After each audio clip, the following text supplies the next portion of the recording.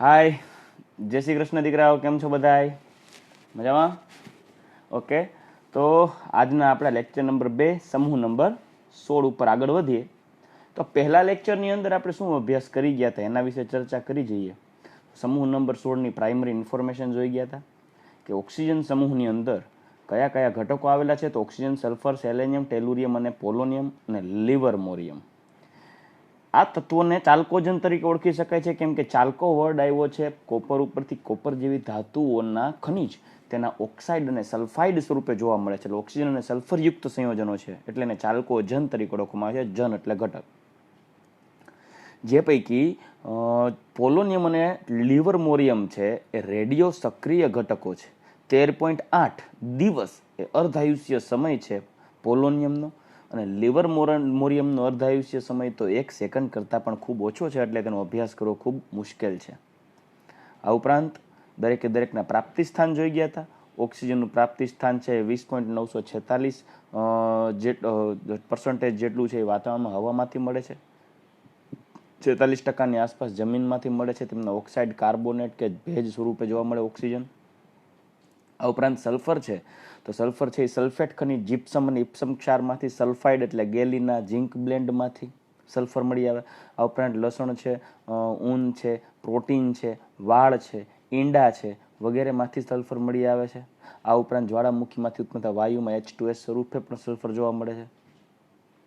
આ ઉપરાંત આર્સેનિક અને સેલેનિયમ અને ટેલુરિયમ જે છે એ ધાતુની ખનિજ, સલ્ફાઇડ ખનિજ, જેમ કે કોપરની સલ્ફાઇડ ખનિજ હોય એમાંથી તેના સલ્ફાઇડ ક્ષાર સ્વરૂપે અલ્પ પ્રમાણમાંથી મળી આવે છે, જેને સેલેનાઇડ અને ટેલુરાઇડ તરીકે ઓળખવામાં આવે છે.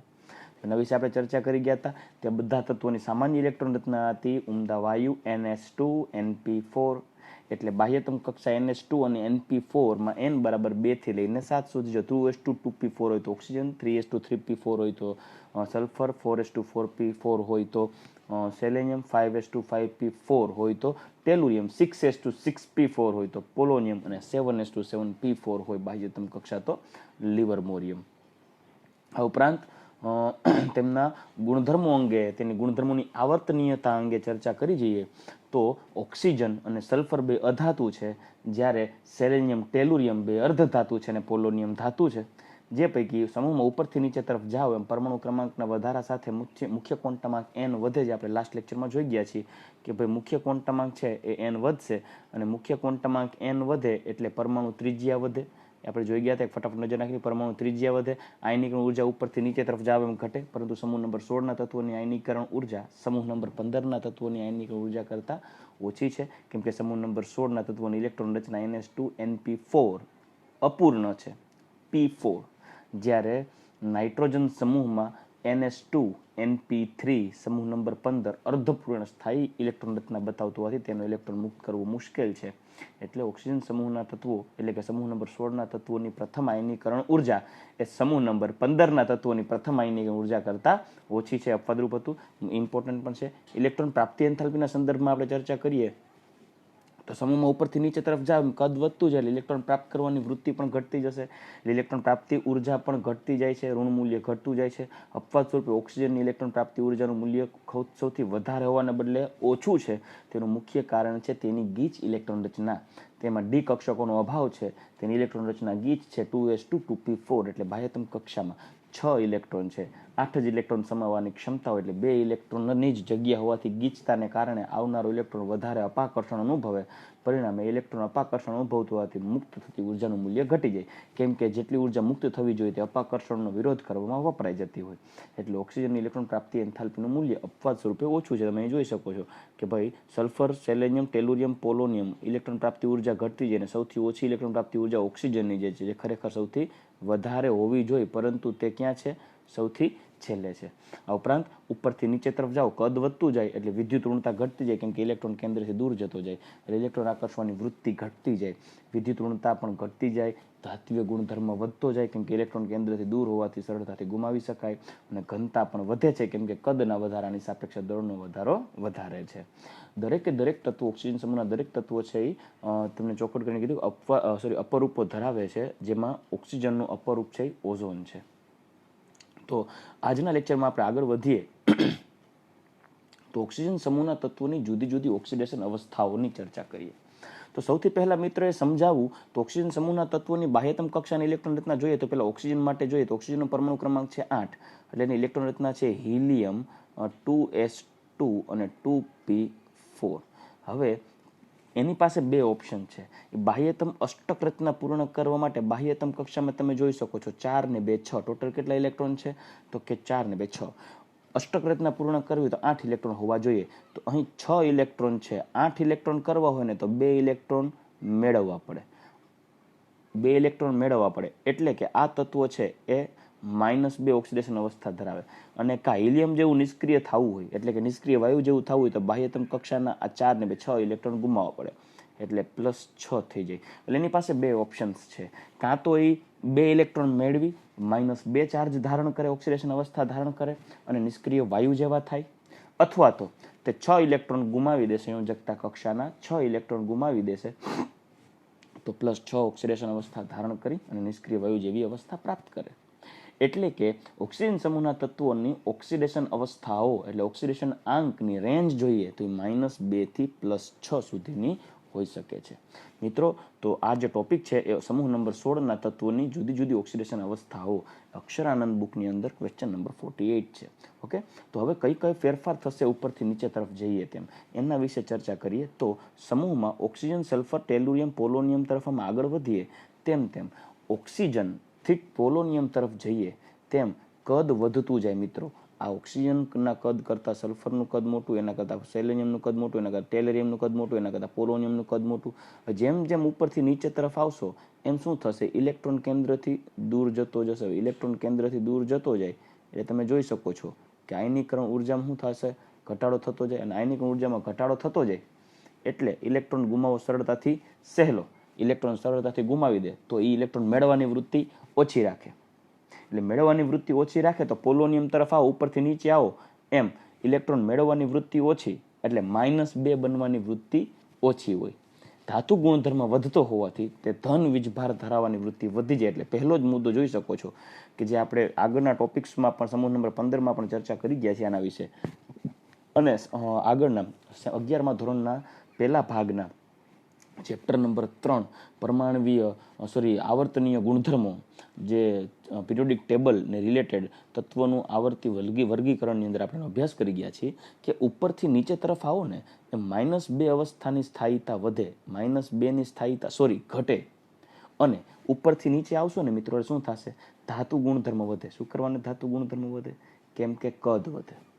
સમૂહમાં ઉપરથી નીચે તરફ આવશો એમ ઓક્સિજન કરતાં સલ્ફરનું કદ, સલ્ફર કરતાં સેલેનિયમ, સેલેનિયમ કરતાં ટેલુરિયમ, ટેલુરિયમ કરતાં પોલોનિયમનું કદ શું થાય, વધતું જાય. હવે કદ વધતું જાય તો ઇલેક્ટ્રોન કેન્દ્રથી શું થતું જાય, દૂર જતો જાય. ઇલેક્ટ્રોન કેન્દ્રથી દૂર જતો જાય એટલે ઇલેક્ટ્રોનને આકર્ષવો સહેલો કે અઘરો, તો કે અઘરો. કેમ કે ઇલેક્ટ્રોન કેન્દ્રથી જેમ જેમ દૂર જતો જશે એમ કેન્દ્રનું આકર્ષણ ઘટી જાય. તો એ ઇલેક્ટ્રોન સરળતાથી ગુમાવી શકાય. એનો મતલબ એમ કે સમૂહમાં ઉપરથી નીચે તરફ આવો ને એમ ઇલેક્ટ્રોન આકર્ષવાને બદલે ઇલેક્ટ્રોન ગુમાવવાની વૃત્તિ વધતી જશે. કેમ કે ઇલેક્ટ્રોન કેન્દ્રથી દૂર જાય છે, ઇલેક્ટ્રોનનું આકર્ષણ ઘટતું જશે. અને ઇલેક્ટ્રોન ગુમાવો સહેલો હોય તો એનો પ્લસ ઓક્સિડેશન અવસ્થા સ્થાયી બનવાનો પ્રયત્ન કરે, માઇનસ ઓક્સિડેશન અવસ્થા સ્થાયી બનવાનો પ્રયત્ન નહીં કરે. કેમ કે ઇલેક્ટ્રોન આકર્ષવાની વૃત્તિ ઓછી છે. એટલે સમૂહમાં ઉપરથી નીચે તરફ જાવ એમ આ સમૂહના તત્વોની ઓક્સિડેશન આંકની રેન્જ આપણે રેડોક્સમાં પણ ભણી ગયા છીએ સમૂહ નંબર 16 માટે -2 થી +6. પરંતુ સમૂહમાં ઉપરથી નીચે તરફ જાવ એમ વિદ્યુત ઋણતા ઘટતી જાય, ધાતુ ગુણ વધતો જાય, ઇલેક્ટ્રોન આકર્ષવાની વૃત્તિ ઉપરથી નીચે તરફ જાવ એમ ઘટતી જાય. એટલે વિદ્યુત ઋણતા ઘટવાથી -2 ઓક્સિડેશન અવસ્થાની સ્થાયીતા ઘટતી જાય. આથી પોલોનિયમ જેવા રેડિયો સક્રિય ધાત્વિક પદાર્થો ભાગ્યે જ રેરલી -2 ઓક્સિડેશન અવસ્થા દર્શાવશે. એટલે કહી શકાય કે ભાઈ ઉપરથી નીચે તરફ જઈએ એમ -2ની અવસ્થાની સ્થાયીતા ઘટે છે અને પોલોનિયમ ભાગ્યે જ -2 ઓક્સિડેશન અવસ્થા દર્શાવશે. રેડી? જ્યારે ઓક્સિજન છે એ ખૂબ જ વિદ્યુત ઋણીય ઘટક છે. સૌથી વિદ્યુત ઋણીય છે, તમે એની વિદ્યુત ઋણતાની ચર્ચા કરીએ તો એ બીજા સ્થાન ઉપર આવે છે. પ્રથમ સ્થાને છે વિદ્યુત ઋણતા ફ્લોરિનની અને પછી છે ઓક્સિજનની. એટલે ઓક્સિજનની વિદ્યુત ઋણતા છે એ દ્વિતીય સ્થાને આવશે. એટલે એના સમૂહના અન્ય તત્વો કરતાં તો સૌથી વધુ વિદ્યુત ઋણતા થઈ. એટલે ઇલેક્ટ્રોન આકર્ષવાની વૃત્તિ ઓક્સિજનની પ્રબળ થઈ. એટલે ઓક્સિજન હંમેશા ઇલેક્ટ્રોન આકર્ષવાની જ વૃત્તિ દર્શાવશે, નહીં કે ગુમાવવાની. એટલે ઓક્સિજન ખૂબ જ વધુ વિદ્યુત ઋણીય હોવાથી હંમેશા -2 મોટે ભાગે ઓક્સિડેશન આંક ધરાવે, -2. ઉપરાંત પેરોક્સાઇડ સ્વરૂપે હોય મિત્રો ત્યારે -1 પણ બતાવે છે. તમે જાણો છો કે પેરોક્સાઇડ સ્વરૂપે હોય ત્યારે ઓક્સિજનનો ઓક્સિડેશન આંક -1 હોય, તો -1 પણ હોઈ શકે, પણ મોટે ભાગે ઋણ ઓક્સિડેશન અવસ્થા ધરાવે. પરંતુ યાદ કરો મિત્રો, ઓક્સિજન કરતાં વધુ વિદ્યુત ઋણીય કોણ છે? ફ્લોરિન એક જ. તો જો એ ઓક્સિજન ફ્લોરિન સાથે જોડાય ત્યારે ઓક્સિજન ન છૂટકે ધન ઓક્સિડેશન અવસ્થા બતાવશે. કેમ કે ફ્લોરિનની વિદ્યુત ઋણતા ઓક્સિજન કરતાં વધારે હોવાથી ઓક્સિજન તરફના ઇલેક્ટ્રોનને ફ્લોરિન આકર્ષશે, એટલે ઓક્સિજન ઉપર ધન ભારત્વ ઉત્પન્ન થશે. એટલે અહીં ચોખવટ કરી છે, પરંતુ ફ્લોરિન સાથે ધન ઓક્સિડેશન આંક બતાવશે. કોણ? ઓક્સિજન. ઓક્સિજનનો ઓક્સિડેશન આંક ધન બને જ્યારે તે ફ્લોરિન સાથે જોડાયેલો હોય. કેમ કે ફ્લોરિનની વિદ્યુત ઋણતા ઓક્સિજન કરતાં વધારે છે. આથી O2, F2 અને OF2 આ માત્ર 2 જ સંયોજનો એવા છે. O2, F2 અને OF2 આ 2 જ સંયોજનો એવા છે કે જે ઓક્સિજનના ફ્લોરાઇડ સંયોજનો અને ઓક્સિજનનો ધન ઓક્સિડેશન આંક ધરાવતા સંયોજનો છે, જેમાં વધારે સ્થાયીતા OF2ની છે. જેમાં O2, F2માં ઓક્સિજનનો ઓક્સિડેશન આંક +1 અને OF2માં ઓક્સિજનનો ઓક્સિડેશન આંક +2 છે. એટલે કહી શકાય કે ઓક્સિજન હંમેશા -2 ઓક્સિડેશન અવસ્થા ધરાવવાની વર્તણૂક ધરાવે, પરંતુ તે જ્યારે ફ્લોરિન સાથે જોડાય ત્યારે એનો ઓક્સિડેશન આંક +2 અને +1 પણ હોઈ શકે છે. તો અહીં તમને મેં દર્શાવ્યું છે કે ઓક્સિજનનો ઓક્સિડેશન આંકની અવસ્થાઓ કેટલી પોસિબલ છે. -2 ઓક્સાઇડ હોય ત્યારે, -1 પેરોક્સાઇડ હોય ત્યારે, +1 અને +2. જ્યાં +1 છે એ O2, F2 સ્વરૂપે હોય ત્યારે, અને +2 જ્યારે OF2 સ્વરૂપે હોય ત્યારે. ઓકે, સમજાઈ ગયું? ઓકે, આગળ વધીએ. જ્યારે ઓક્સિજન સિવાયના તત્વો છે એ +2, ઓક્સિજન સિવાયના તત્વો છે એ +2, +4 અને +6 ઓક્સિડેશન અવસ્થાઓ પણ ધરાવે. દાખલા તરીકેનું એક એક્ઝામ્પલ લઈએ તો હું એમ કહી શકું કે ભાઈ SO2 છે તેમાં સલ્ફર +4 છે, SF6 છે તેમાં +6 છે, એટલે કે +6, +4 સુધી ઓક્સિડેશન અવસ્થાઓ ધરાવે છે. પરંતુ મિત્રો તમને ખ્યાલ હોય તો એક ઘટના છે નિષ્ક્રિય યુગ્મ અસર. જેમ સમૂહમાં ઉપરથી નીચે તરફ જઈએ તેમ તેમ નિષ્ક્રિય યુગ્મ અસર કામ કરતી ચાલુ થાય. આ નિષ્ક્રિય યુગ્મ અસર આપણે ક્લાસમાં અભ્યાસ કરી ગયા છીએ. આ નિષ્ક્રિય યુગ્મ અસરની અંદર જેમ જેમ ઉપરથી નીચે તરફ આવો એમ બાહ્યતમ કક્ષા, જેમ ઉપરથી નીચે આવો એમ બાહ્યતમ કક્ષાનો જે S કક્ષકનો ઇલેક્ટ્રોન હોય ને, S કક્ષકના ઇલેક્ટ્રોન, જે 2 ઇલેક્ટ્રોન હશે S કક્ષકના, એ નિષ્ક્રિય સ્વરૂપે સ્થાયી રહેશે. કેમ કે ત્યાં Z ઇફેક્ટિવ વધી ગયો હશે. યાદ હોય તો આ ચર્ચા આપણે કરી ચૂક્યા છીએ ભૂતકાળની અંદર, P બ્લોકની અંદર પણ 11th. યાદ રાખો મિત્રો, સમૂહમાં ઉપરથી નીચે તરફ જાવ એમ નિષ્ક્રિય યુગ્મ અસર કાર્યરત થાય. નિષ્ક્રિય યુગ્મ અસર એટલે બાહ્યતમ કક્ષાની ઇલેક્ટ્રોન રચનામાં, બાહ્યતમ કક્ષામાં જે S કક્ષક હોય, યાદ કરાવું છું. ફોર એક્ઝામ્પલ, મારી પાસે છે પોલોનિયમ. નિષ્ક્રિય યુગ્મ અસર વિશે જરાક ચર્ચા કરી તો પોલોનિયમ છે. પોલોનિયમની ઇલેક્ટ્રોન રચના છે ઝેનોન 6s2 6p4. તો આ પૈકી જે બાહ્યતમ કક્ષાનો જે S ઇલેક્ટ્રોન છે એ નિષ્ક્રિય બનશે. શું કરવાને નિષ્ક્રિય બનશે? Due to Z effective. કેમ કે Z ઇફેક્ટિવ વધે ને એમ ઇલેક્ટ્રોનનું આકર્ષણ વધે. એને પાછો આ 2 ઇલેક્ટ્રોન છે એ સ્થાયી રહેશે. હકીકત કેવી છે કે જ્યારે પોલોનિયમ છે આ 4 ઇલેક્ટ્રોન ગુમાવશે ને પછી આ 2 ઇલેક્ટ્રોન ગુમાવી શકે એસના.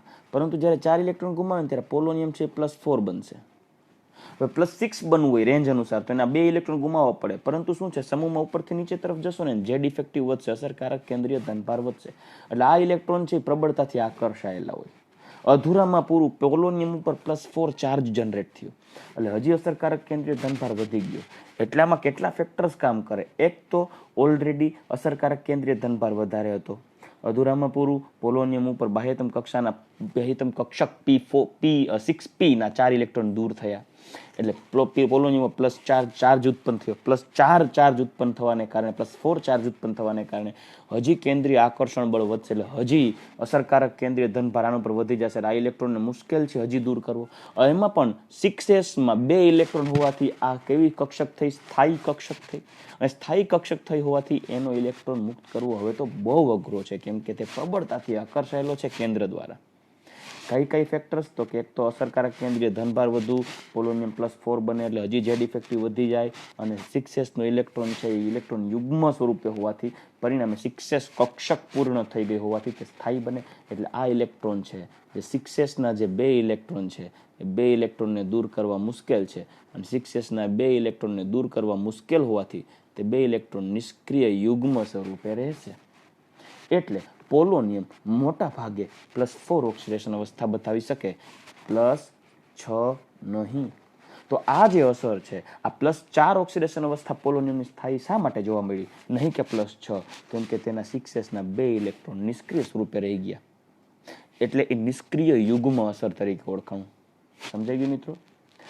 આઈ હોપ કે તમે સમજી ગયા હો. ન સમજ્યા હોય તો પાછું એક વખત આટલો પાર્ટ રિવાઇઝ કરીને જોઈ લેજો.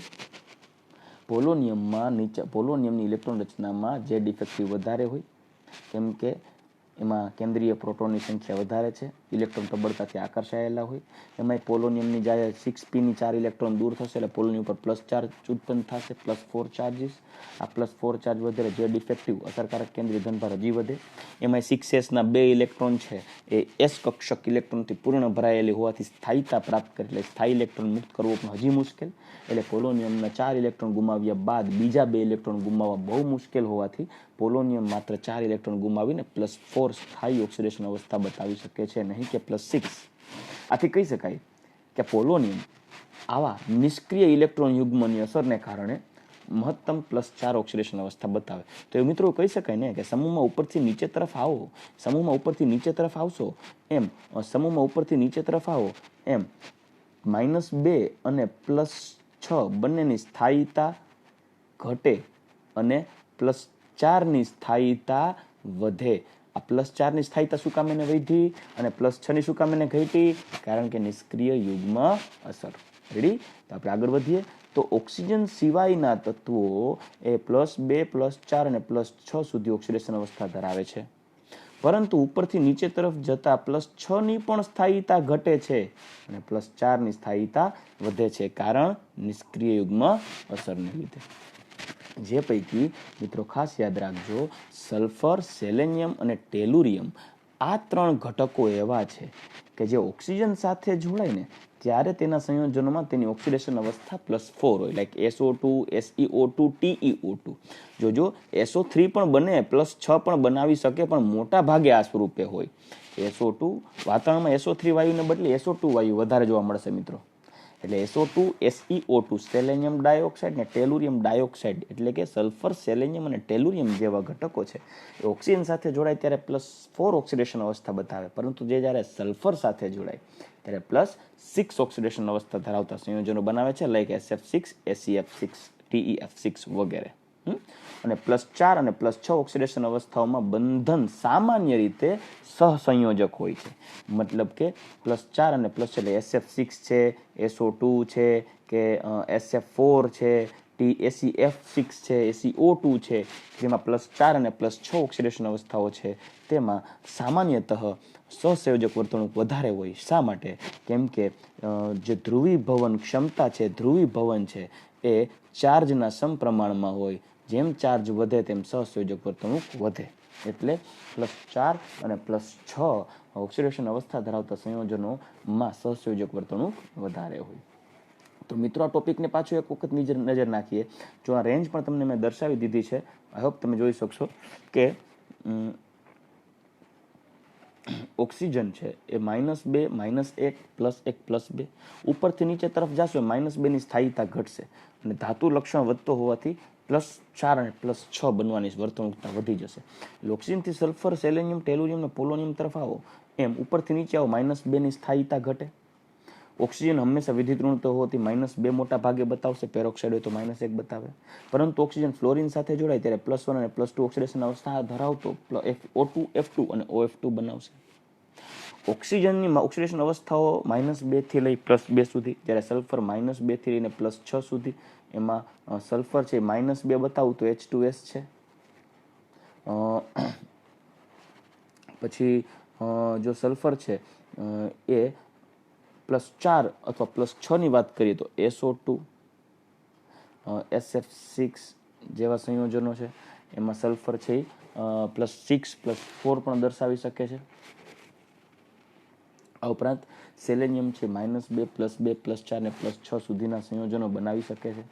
ટેલુરિયમ છે -2 +2 +4 ને +6 સુધીના રેન્જ હોય ને સંયોજનો, પરંતુ પોલોનિયમ છે +2 અને +4 બતાવે છે, નહીં કે +6. શા માટે? નિષ્ક્રિય યુગ્મ અસર. બરાબર, તેના વિશે આપણે ચર્ચા કરી ગયા. તો અન્ય સમૂહના અન્ય તત્વો એટલે ઓક્સિજન સિવાયના તત્વો છે એ +2 +4 ને +6 સુધીની ઓક્સિડેશન અવસ્થાઓ બતાવી શકે છે, પરંતુ +6 ની ઓક્સિડેશન અવસ્થાની સ્થાયીતા પણ ઘટે છે સમૂહમાં ઉપરથી નીચે તરફ આવીએ તેમ, કારણ કે નિષ્ક્રિય યુગ્મ અસર જોવા મળે. સલ્ફર, સેલેનિયમ અને ટેલુરિયમ જેવા ઘટકો છે એ ઓક્સિજન સાથે જોડાશે ત્યારે +4 વાળા સંયોજનો બનાવે છે, અને ફ્લોરિન સાથે જોડાય ત્યારે મોટા ભાગે +6 ઓક્સિડેશન અવસ્થા ધરાવતા સંયોજનો બનાવે છે. જેમાં +4 અને +6 ઓક્સિડેશન અવસ્થા ધરાવતા સંયોજનો છે એમાં સહસંયોજક વર્તણૂક વધુ જોવા મળશે. Ready? So I am sure કે તમે સમજી ગયા હશો. તો આપણે નેક્સ્ટ પેજ ઉપર આગળ વધીએ મિત્રો. તો હવે એ છે સમૂહ નંબર 16ના તત્વના ભૌતિક ગુણધર્મો. મિત્રો, ભૌતિક ગુણધર્મોની ચર્ચા કરીએ તો ઓક્સિજન, સલ્ફર, સેલેનિયમ, ટેલુરિયમ અને પોલોનિયમ. આ ઓક્સિજન, સલ્ફર, સેલેનિયમ, ટેલુરિયમ અને પોલોનિયમ. મિત્રો, આની ચર્ચા કરીને તો આ ઓક્સિજન છે ને એ દ્વિપરમાણુય વાયુ સ્વરૂપે જોવા મળે. O2 વાયુ છે, જ્યારે બાકી બધા છે સલ્ફર, સેલેનિયમ, ટેલુરિયમ, પોલોનિયમ, આ બધા સોલિડ છે, ઘન છે. બરાબર, જ્યારે આ છે ને એ ગેસ છે. એટલે ઓક્સિજન દ્વિપરમાણુય વાયુ છે, જ્યારે સલ્ફરની વાત કરીએ તો એ સાઈટ બહુપરમાણુય થયું. તો આ બધા બહુપરમાણુય ઘન પદાર્થો છે. ઓક્સિજન છે દ્વિપરમાણુય વાયુ છે, એટલે એક ભૌતિક સ્વરૂપ થયું ઓક્સિજન વાયુ, બાકીના બધા ઘન.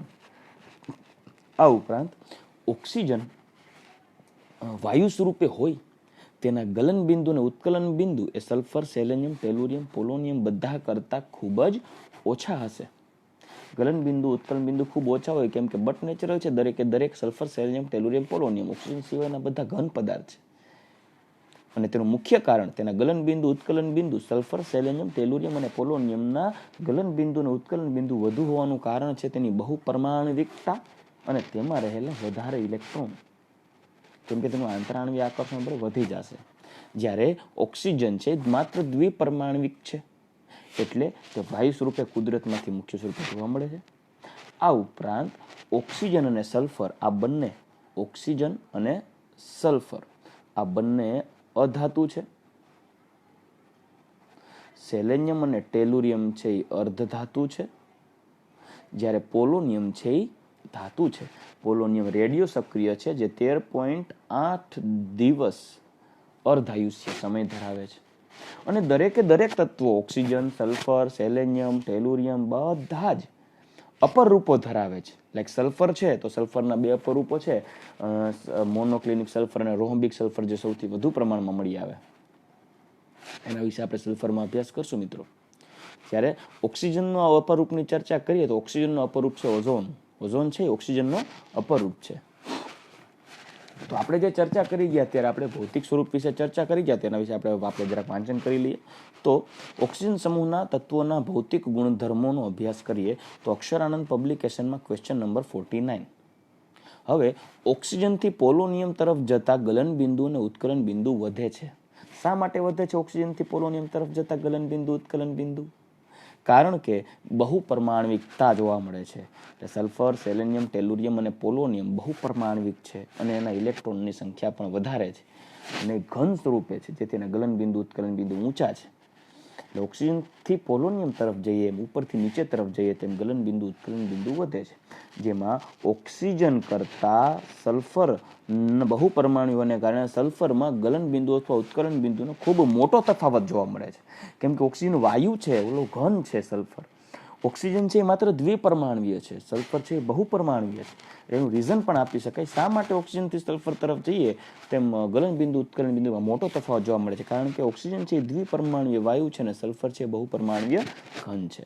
મિત્રો, આ ઉપરાંત આગળ વધારીએ તો ઓક્સિજન, સલ્ફર, ટેલુરિયમ અને પોલોનિયમ તરફ જઈએ એમ ઓક્સિજન અને સલ્ફર અધાતુ, સેલેનિયમ, ટેલુરિયમ અર્ધધાતુ અને પોલોનિયમ ધાતુ છે.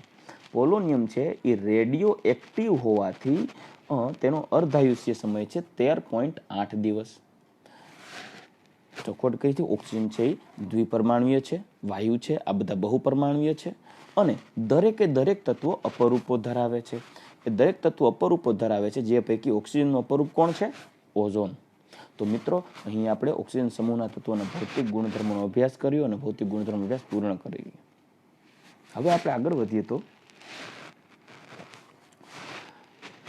નેક્સ્ટ પોઈન્ટ છે ઓક્સિજનના અનિયમિત ગુણધર્મો અથવા તો ઓક્સિજનની તેના સમૂહના અન્ય તત્વો કરતાં અનિયમિત વર્તણૂક અથવા તો ઓક્સિજનનું તેના સમૂહના અન્ય તત્વો કરતાં જુદાપણું.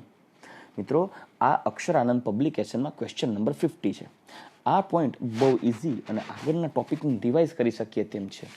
જો ઓક્સિજન કઈ રીતે તેના સમૂહના અન્ય તત્વો કરતાં જુદો પડે છે, જો હું મુખ્ય મુદ્દાની ચર્ચા કરું તો ઓક્સિજનનો પરમાણુ ક્રમાંક છે ને 8 છે, ઇલેક્ટ્રોન રચના 1s2, 2s2 ને 2p4, મતલબ આમાં ડી ગેરહાજર હોય કેમ કે બીજી કક્ષામાં ડી ન હોય. જ્યારે સલ્ફરનો પરમાણુ ક્રમાંક 16 છે, એટલે એની ચર્ચા કરીએ તો નિયોનમાં 10 પતી જશે, પછી 3s2 અને 3p4, મતલબ 3p4 હોય ને તો 3d, 0 તો 0 હાજર તો હોય.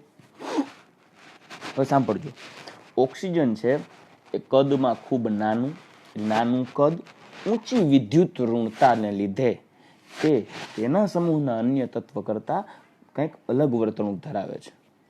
ઓક્સિજનનું કદ ખૂબ નાનું અને વિદ્યુત ઋણતા ખૂબ ઊંચી હોવાને કારણે તે તેના સમૂહના અન્ય તત્વ કરતાં થોડું જુદું પડી આવે. મિત્રો, આપણે આગળ જ જોઈ ગયા હમણાં ભૌતિક સ્વરૂપમાં ઓક્સિજન છે દ્વિપરમાણિક વાયુ છે, જ્યારે બાકીના તત્વો બહુપરમાણિક ઘન સ્વરૂપે જોવા મળે. ઓક્સિજનના ગલનબિંદુ ઉત્કલન બિંદુ ખૂબ નીચા છે, જ્યારે બાકીના તત્વોના ગલનબિંદુ ઉત્કલન બિંદુ ખૂબ વધારે જોવા મળશે. જોઈ ગયા હતા? આ ઉપરાંત મુખ્ય પોઈન્ટ ઉપર આવીએ, ઓક્સિજનની બાહ્યતમ કક્ષા કઈ છે? તો ઓક્સિજનની બાહ્યતમ કક્ષા છે બીજી, અને બીજી કક્ષામાં રહેલા ની કક્ષકો, તો આ જે બીજી કક્ષા છે એમાં કક્ષકોની સંખ્યા 1 2s અને 2p, એટલે આની એક કક્ષક અને આની ટોટલ 3 કક્ષક છે. મતલબ કે તમે કહી શકો કે ઓક્સિજન પાસે મુખ્યત્વે કુલ બાહ્ય કક્ષક કેટલી છે? 4 છે. એટલે ઓક્સિજન વધી અને 4 કક્ષકોમાં ઇલેક્ટ્રોનની ગોઠવણી કરી વધીને અને 4 સહસંયોજક બંધ બનાવી શકે વધીને. મતલબ ઓક્સિજન વધુ ને વધુ 4 સહસંયોજક બંધ બનાવી શકે, 4 થી વધારે નહીં, કેમ કે તેની અંદર ડી કક્ષક ગેરહાજર છે. ડી કક્ષક જ નથી, ગેરહાજર. બીજી કક્ષામાં ડી ન હોય. પરંતુ સામાન્ય રીતે ઓક્સિજનની સંયોજકતા 2 છે. ઓક્સિજનમાં અષ્ટક રચના પૂર્ણ કરવા માટે 2 જ ઇલેક્ટ્રોનની જરૂર પડે છે. એટલે શક્ય હોય ત્યાં સુધી મોટા ભાગના સંયોજનોમાં ઓક્સિજન છે એ 2 સંયોજકતા ધરાવતા જ અથવા 2 સહસંયોજક બંધ ધરાવતા જ સંયોજનો બનાવશે. પરંતુ છતાં ઓક્સિજનની મહત્તમ સંયોજકતા સંયોજકતા 4 હોય, કેમ કે તેની બાહ્યતમ કક્ષા બીજી હોવાથી 2s અને 2p ના કુલ બાહ્યતમ કક્ષા, યાદ રાખજો, બાહ્યતમ કક્ષા બીજી હોવાથી ઓક્સિજનની બાહ્યતમ કક્ષા બીજી હોવાથી તે 2s અને 2p કક્ષક એમ કુલ 1 અને 3 ટોટલ 4 કક્ષકો ધરાવે છે બાહ્ય કક્ષામાં. એટલે ઓક્સિજન વધુ ને વધુ 4 સહસંયોજક બંધ બનાવી શકે. જ્યારે આપણે સલ્ફરની વાત કરીએ તો સલ્ફરની બાહ્ય કક્ષામાં તમે જુઓ 1s 3p, આ 1s 3p અને આ ડી, ખાલી તો ખાલી ડી તો હાજર છે. એટલે ડી ની કેટલી કક્ષક હોય? 5. તો 5 3 4 1 એટલે ટોટલ 4 ને 5 ડી કક્ષક. મતલબ સલ્ફરમાં ડી કક્ષકો હાજર છે, ખાલી જગ્યા છે, ખાલી કક્ષકો છે. એટલે જો સલ્ફર 4 કરતાં વધારે સહસંયોજક બંધો બનાવવા ઈચ્છે અથવા તેની સાથે જોડાતા ઘટકોની સંખ્યા 4 કરતાં વધારે હોય તો તે 4 સહસંયોજક કરતાં વધારે સહસંયોજક બંધ બનાવી શકે, કેમ કે તેની અંદર ડી કક્ષક હાજર છે. તમે જોઈ શકો છો 3D હાજર છે.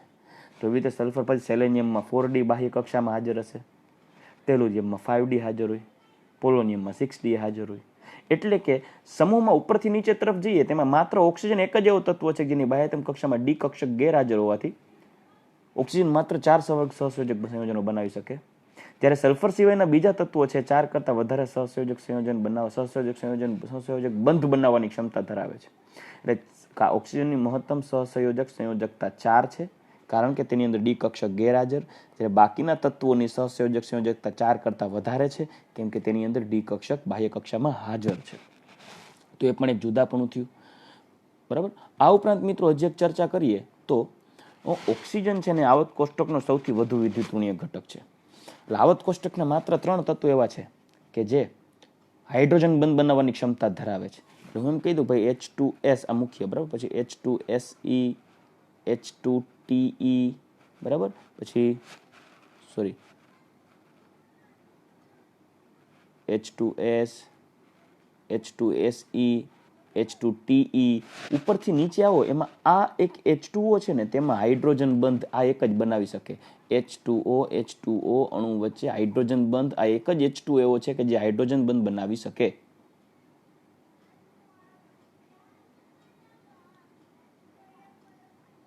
જ્યારે H2S, H2Se, H2Te, H2PO hydrogen બંધ બનાવી શકતા નથી. જ્યારે H2O હાઇડ્રોજન બંધ બનાવી શકે. મિત્રો H2O એક જ હાઇડ્રોજન બંધ બનાવી શકે તો જુદાપણું થયું, સ્પેશિયલ કેરેક્ટર તો આવી ગયું. અને હાઇડ્રોજન બંધ છે તો પ્રબળ આંતરાણવીય આકર્ષણ બળ કહેવાય. એટલે H2O સાંભળજો, ઓક્સિજનના ઉત્કલન બિંદુ ને ગલન બિંદુ તેના સમૂહના અન્ય તત્વો કરતા ખૂબ નીચા, પરંતુ H2O એટલે કે ઓક્સિજનના હાઇડ્રાઇડ H2O ના ઉત્કલન બિંદુ અને ગલન બિંદુ H2S, H2Se, H2Te કરતા ઊંચા છે. એટલે H2O માં હાઇડ્રોજન બંધ હોવાને કારણે H2O ના ગલન બિંદુ અને ઉત્કલન બિંદુ અપવાદ સ્વરૂપે તેના સમૂહના અન્ય તત્વો કરતા હાઇડ્રાઇડ સ્વરૂપે ઓક્સિજનના હાઇડ્રાઇડના ગલન બિંદુ ઉત્કલન બિંદુ તેના સમૂહના અન્ય તત્વોની સાપેક્ષે ઊંચા હશે. તો હવે જુદાપણાની ચર્ચા કરી લઈએ. તો સૌપ્રથમ ઓક્સિજન છે એ નાનું કદ અને ઊંચી વિદ્યુત ઋણતાને લીધે તે અનિયમિત વર્તણૂક ધરાવે. ઓક્સિજન દ્વિપરમાણ્વિક વાયુ એટલે કે O2 છે, જ્યારે બાકીના બહુપરમાણ્વીય ઘન છે. ઓક્સિજનનું ગલન બિંદુ ઉત્કલન બિંદુ સમૂહના અન્ય તત્વો કરતાં ખૂબ નીચું છે. પછી નેક્સ્ટ પોઈન્ટ આપણે ચર્ચા કરીએ તો વિદ્યુત ઋણતાને અનુસંધાને જોઈએ તો ઓક્સિજનની વિદ્યુત ઋણતાને લીધે તે H2O માં હાઇડ્રોજન બંધ હોવાને લીધે H2O માં હાઇડ્રોજન બંધ હોવાને લીધે H2O નું ઉત્કલન બિંદુ અને ગલન બિંદુ તેના સમૂહના અન્ય તત્વોના હાઇડ્રોજન યુક્ત સંયોજનો કરતા વધુ હોય, કેમ કે તેના સમૂહના અન્ય તત્વોમાં હાઇડ્રોજન બંધ ન હોય. હવે કાયદેસર જોશો ને તો ઉપરથી નીચે આવશો ને H2O, H2S, H2Se, H2Te કદ વધતું જાય, સંપર્ક સપાટીનું ક્ષેત્રફળ વધતું જાય, એટલે આંતરાણીય આકર્ષણ બળ વધતું જશે. એટલે H2S કરતા H2Se, H2Se કરતા H2Te નું ઉત્કલન બિંદુ ઊંચું હોય. તમે જોઈ શકો છો અહીં આટલા ભાગમાં. પરંતુ H2O નું ઉત્કલન બિંદુ સાવ નીચું હોવાને બદલે સૌથી ઊંચું વયું ગયું છે, કેમ કે તેમાં હાઇડ્રોજન બંધ છે. એટલે ખરેખર આ કેરેક્ટર એવું થયું કે H2O નું ઉત્કલન બિંદુ સૌથી વધારે, ત્યારબાદ સીધું નીચે H2Te, પછી H2Se, પછી H2S. રેડી? યાદ રાખજો, H2O નહીં, H2S, H2Se, H2Te અને સૌથી વધારે H2O. તો ઉત્કલન બિંદુની રેન્જ કઈ થઈ? સૌથી ઊંચું ઉત્કલન બિંદુ ઓક્સિજન સમૂહના હાઇડ્રાઇડમાં H2O નું છે, ત્યારબાદ H2Te, પછી H2Se અને પછી H2S. આ ઉપરાંત નેક્સ્ટ પોઈન્ટ જોઈએ તો ઓક્સિજન, આપણે જેમના ચર્ચા કરી ગયા, ઓક્સિજનની ઇલેક્ટ્રોન રચનાને અનુસંધાને ડી કક્ષકની વાત કરી ગયા કે ઓક્સિજનની ઇલેક્ટ્રોન રચના જોશો તો હિલિયમ 2s2p4 છે. આથી બાહ્ય કક્ષામાં ડી કક્ષક ગેરહાજર હોવાથી વધીને 4 સહસંયોજક બંધ બનાવી શકે.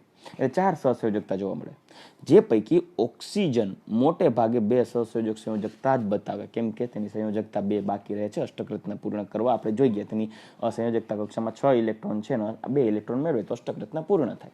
એટલે બાકીના તત્વોમાં ડી કક્ષક હાજર હોવાથી તેની 4 થી વધુ સંયોજકતા દર્શાવી શકાય, કેમ કે બાકી તત્વો આપણે કોઈ ગયા, સલ્ફર છે તો પરમાણુ ક્રમાંક 16, તો બાહ્ય કક્ષા 3s2 3p4 તો 3d હાજર. ઓક્સિજનમાં 2s2p4, તો બાહ્ય કક્ષકમાં 2d તો છે નહીં, એટલે 2s ની 1 અને 2p ની 3, ટોટલ 4 કક્ષક હોવાથી 4 બંધ બનાવી શકે વધીને. જ્યારે સલ્ફરમાં 3s ની 1, 3p ની 3, 4 અને 3d ની 5 હોય, ગમે એટલા આગળ બનાવી શકાય. એટલે સલ્ફર છે, સેલેનિયમ છે, ટેલુરિયમ છે, બધા 4 કરતાં વધારે સહસંયોજક બંધ બનાવી શકે. ઉપરાંત ઓક્સિજન માત્ર -2, -1, +1 અને +2 સુધી જ ઓક્સિડેશન અવસ્થા ધરાવે છે, જ્યારે બાકીના તત્વો -2 થી +6 સુધી ઓક્સિડેશન અવસ્થા ધરાવી શકે છે. રેડી? તો અહીં આપણે ઓક્સિજન સમૂહના તત્વો ના ઓક્સિડેશન અવસ્થામાં થતું જુદાપણું, તેમના ભૌતિક ગુણધર્મો અને ઓક્સિજનનું તેના સમૂહના અન્ય તત્વો કરતાં જુદાપણાનો અભ્યાસ કરી ગયા. હવે જ્યારે આપણે નેક્સ્ટ લેક્ચરની અંદર આપણે જ્યારે મળીએ ત્યારે નેક્સ્ટ લેક્ચરમાં આપણે અભ્યાસ કરશું ઓક્સિજનના હાઇડ્રાઇડ સંયોજનો, ઓક્સિજનના સંયોજનોની ચર્ચા કરશું, હાઇડ્રોજન સાથેની પ્રક્રિયાઓ કરશું, સમૂહ નંબર 16ના તત્વોની ઓક્સિજન સાથેની પ્રક્રિયાઓનો અભ્યાસ કરશું અને તેની કંઈક વર્તણૂક અને રાસાયણિક ગુણધર્મોમાં કંઈક આવર્તનીયતા વિશે ચર્ચા કરશું કે એસિડિક ગુણધર્મમાં શું ફેરફાર થશે, બેઝિક ગુણધર્મમાં શું ફેરફાર થશે. બરાબર? એસિડિકતામાં ક્યારે વધારો થાય, ક્યારે ઘટાડો થાય, રિડક્શન કરતા ગુણધર્મ ઉષ્મીય સ્થાયીતાની ચર્ચા કરશું. સો આજનો લેક્ચર અહીં સમાપ્ત રાખીએ. સો ગુડ બાય, જય શ્રી કૃષ્ણ, ટેક કેર.